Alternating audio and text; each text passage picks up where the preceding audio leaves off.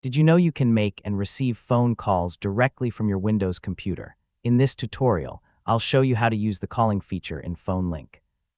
We'll make sure your phone is connected correctly, enable the required permissions, and place your first call from your PC. So let's get started. Before making calls, your phone must already be connected to PhoneLink. If you haven't completed the setup yet, connect your Android phone or iPhone first using the PhoneLink pairing process. The calling feature relies on Bluetooth, so make sure Bluetooth is enabled on both your Windows computer and your phone.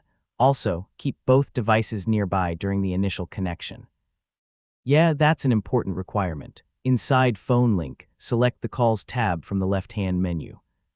The first time you open it, PhoneLink may ask to complete Bluetooth pairing or request additional permissions.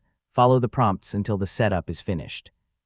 If you've allowed contact access, your saved contacts will automatically appear inside PhoneLink. You can search for a person's name or manually enter a phone number using the built-in dial pad. To place a call, select a contact or enter a number, then click the call button. During the call, you can mute your microphone, adjust the volume, use the keypad, or end the call directly from your computer.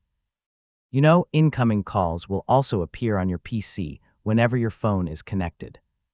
If calls aren't working, check that Bluetooth is still connected, verify your phone remains linked in PhoneLink, and confirm you've granted all required permissions. I mean, restarting Bluetooth or reconnecting your phone can often resolve connection issues, and that's how to make calls with PhoneLink on Windows.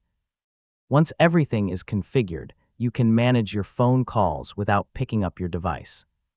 Thanks for watching. Don't forget to subscribe for more Windows tutorials and practical tech tips, and I'll see you in the next video.